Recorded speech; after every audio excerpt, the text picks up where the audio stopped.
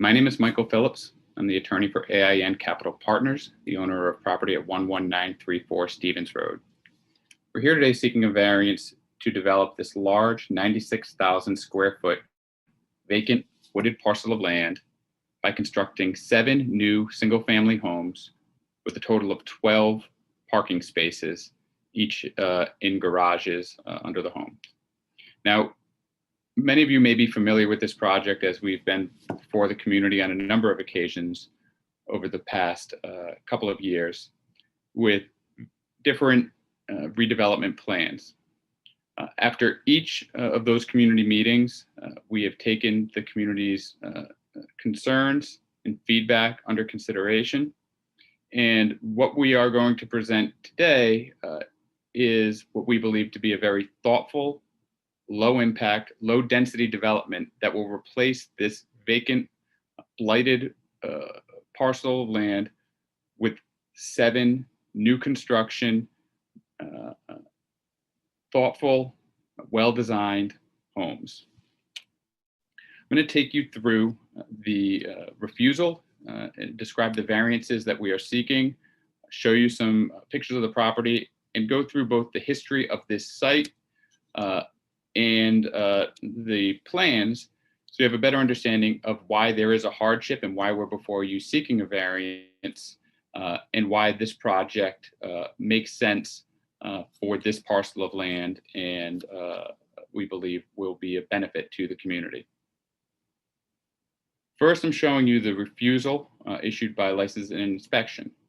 Now, despite the very large size of this property, which I mentioned earlier, it's over 96,000 square feet of land, which is over 2 acres. Because of the fact that we only have 53 feet of frontage along Stevens Road, and that this is located directly next to what was one time planned to be the Woodhaven Road extension, there is no way to really subdivide and break this property up into smaller parcels of land. So we would create a planned community and then develop 7 single-family homes on the lot. The refusals we have are for the multifamily aspect, because even though these are single-family homes, since we'll still be on one parcel of land, it's considered multifamily under the zoning code. We're also seeking variances for rear yard depth, where we're allowed 20 feet, and our proposal is a little over 15 feet, and a side yard setback, which is required of 16 feet, and we're proposing 8 feet. And I'll go into detail about why we're seeking those variances and why the unique conditions of the land require us to seek those sort of variances. This is what the property looks like today. As I mentioned earlier, it is a vacant, overgrown wooded parcel of land located along Stevens Road.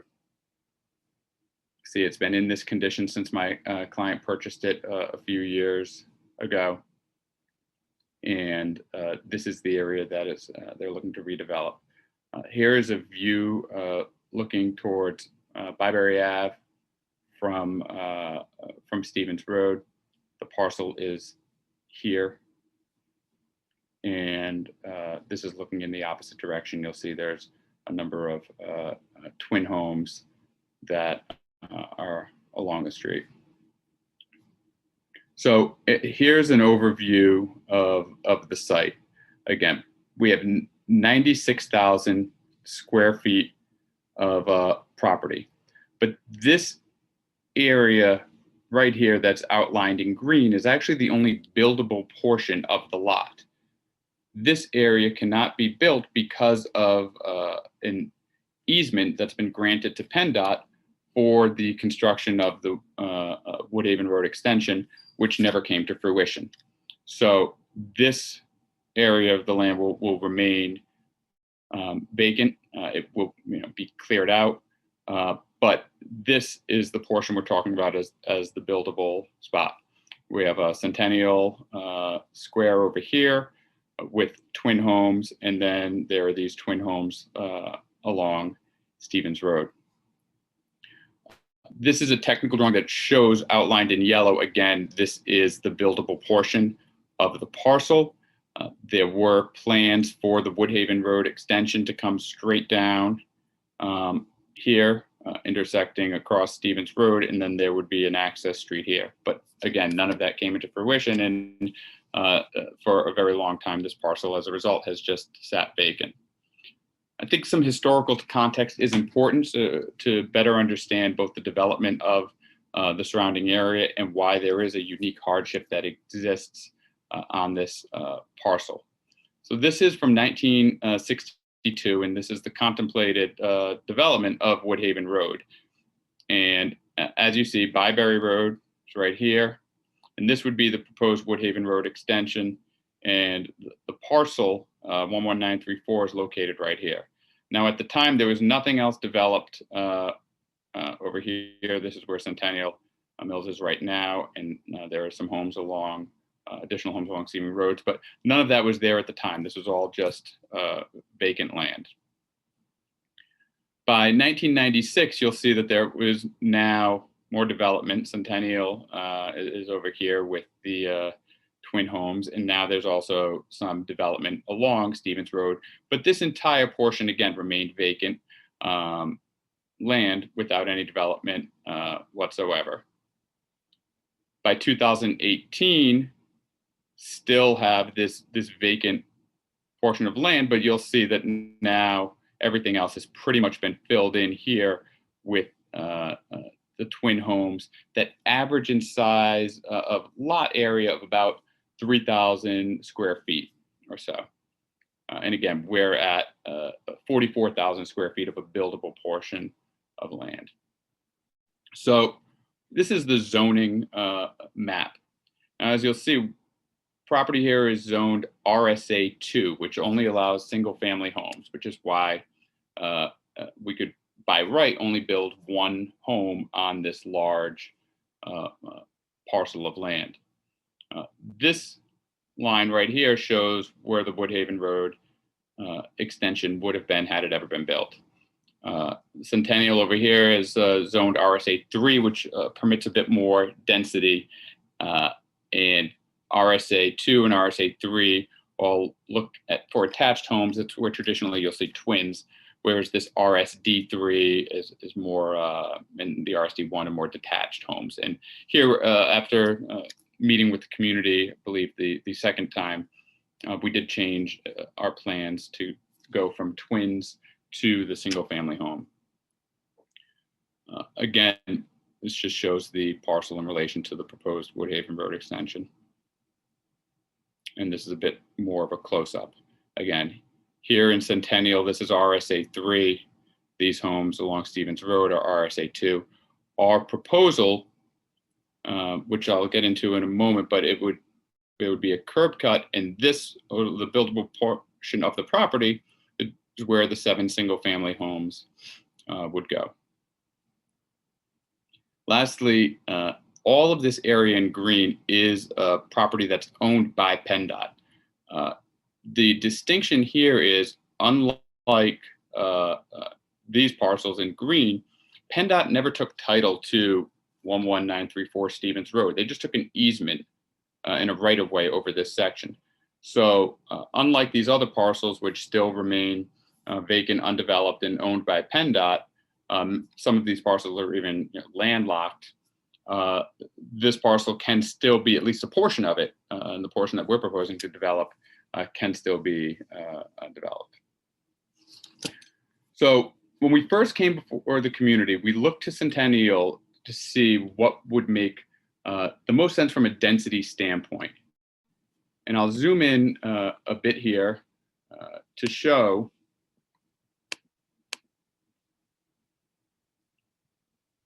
this is the buildable portion of the parcel. Here's Stevens Road. Byberry is up here to the top of the page.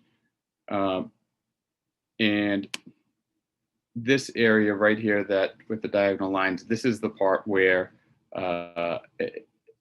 PennDOT has the right of way and it cannot be developed.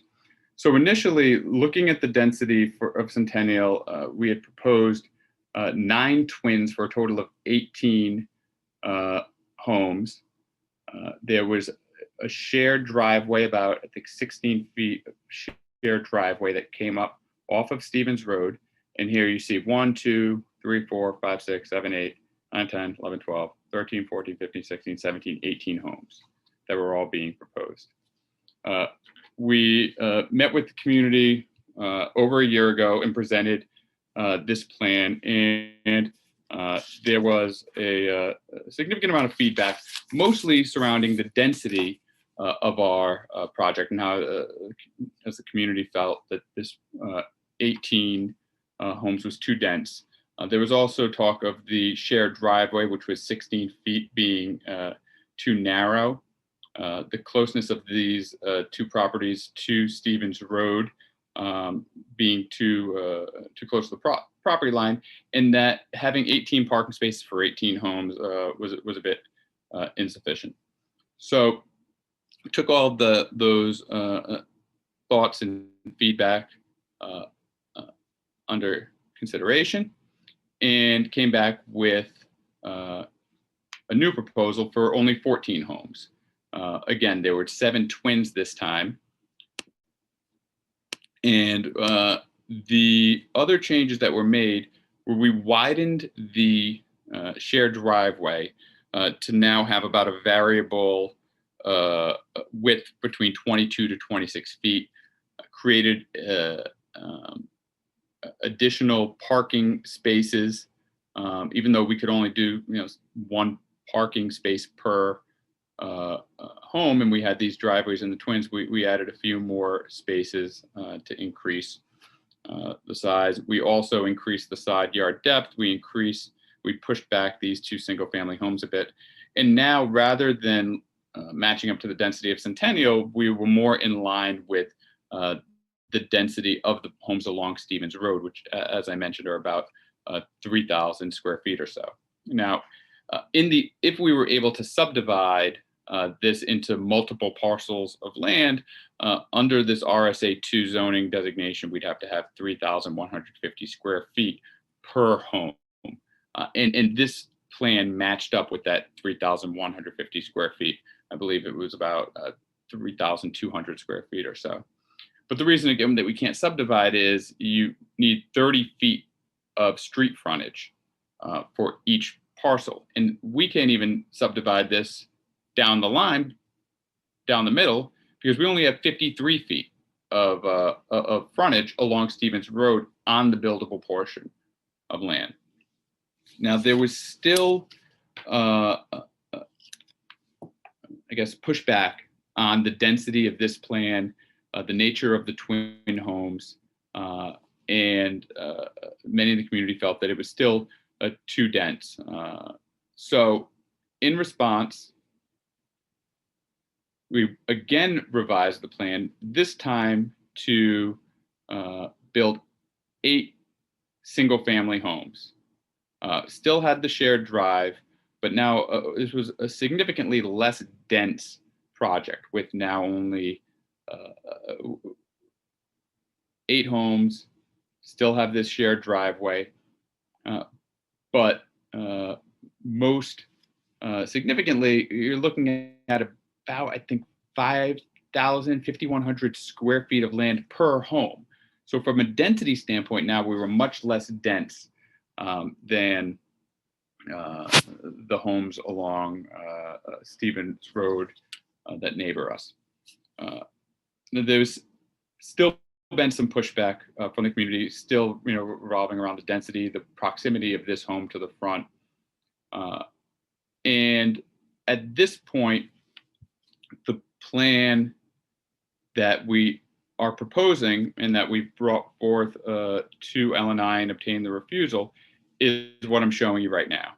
It's a 7-unit plan with 7 detached single-family homes, each with parking.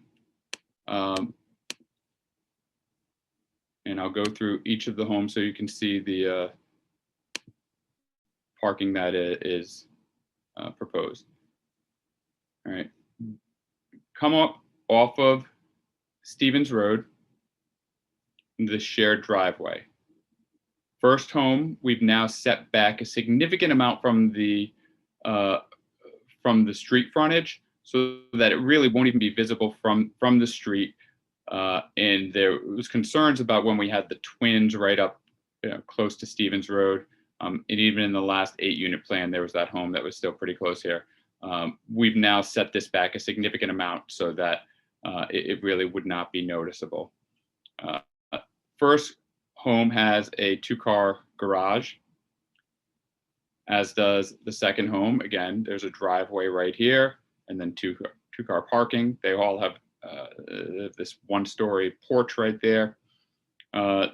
This unit number 3 is our ADA accessible home. It has 1 ADA accessible parking space.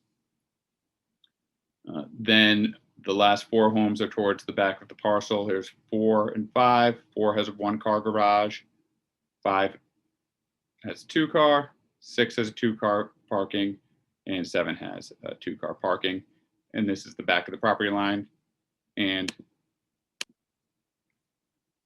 again, back here, this is all vacant, empty, landlocked parcel that's still owned by PennDOT. So again, the refusals that we're seeking are for the side yard, this rear yard setback where we're at a little over 15 feet, we're required to have 20. But again, there's no homes that are over here. No homes could even be built there because of the landlocked nature of the parcel of land. The side yard that, again, we're constrained because we can only build beginning at this line, and we need to have this nice wide driveway, which is now at 26 feet. And we also incorporated a fire truck turnaround and emergency vehicle radius here. That was one of the comments at a community meeting. So we do have some constraints due to the PennDOT right-of-way and just the configuration of the property. But with now 7 homes, you're looking at a density that is about 6,000 square feet of land per home. And as you go down Stevens Road, the density per home is about 3,500 square feet. So this is about twice as much land per home as you see elsewhere in the surrounding community. And we feel that the context fits very well. Here's just some sites of the elevations. Again, and none of these homes are going to be built as to the maximum height permitted here. We are proposing just reasonable homes that are thoughtful, and I'll show you some renderings of what they look like. This is what a rendering of the front elevation of the home. Side here, you can see a home with the front porch and the 2-car garage. And there's the side elevation. So in conclusion, I just want to reiterate that this really is a unique property, a unique hardship that's been created due to the PennDOT easement and the fact that we cannot subdivide this land. But with the single-family homes that are being proposed, we believe that this presents a really positive development for the community. It will add additional tax monies, will bring in new responsible neighbors into the community. And it's really the least dense project that can be developed to still make this financially viable. I know that there have been some questions and issues raised at prior community meetings about the amount that was paid for this property. And if you look at public records, it says $40,000, but that's actually not correct, because when my client purchased the property, they also had to clear up significant tax liens against the property. So altogether, the purchase price was closer to $300,000. There's also extensive costs involved in clearing out nearly 1 acre of land right here, and grading it and the construction costs, that just doing all of that and then building one home does not make sense from a financial standpoint. It would lose money, and you would be left with this overgrown, blighted parcel of land. So when we last brought the 8-home development scheme that had this one additional home right here, as you can see, this scheme, that really was the scheme where my clients could develop and walk away with a little bit of a profit. This scheme is pretty much break even. My clients now have been holding on to this property for a number of years now, and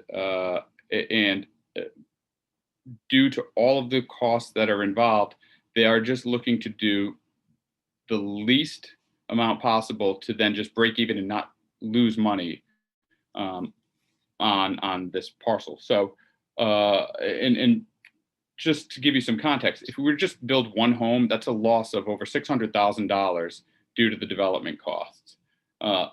There have been questions, well, can you just do 4 homes then?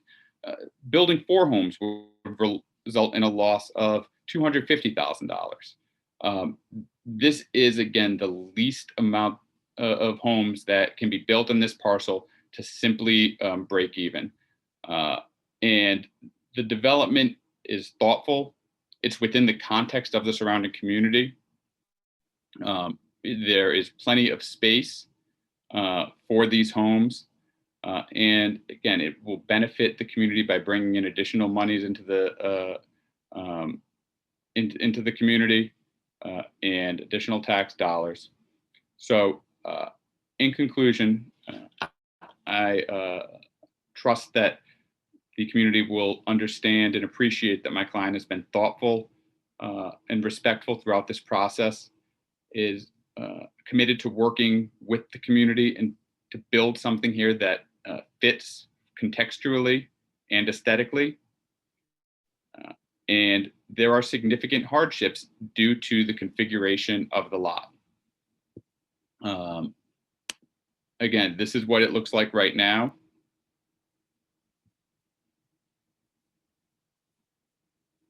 And we are proposing to replace that with homes that look like this. I hope that you agree that this project would alleviate a hardship that my client faces, and that you will support this project. And I would welcome any questions or feedback. I can be reached at Michael, Michael, .Phillips, PHILLIPS, @Obermayer, OBERMAYER.com. Thank you for your time, and I look forward to receiving feedback of the community. Thank you.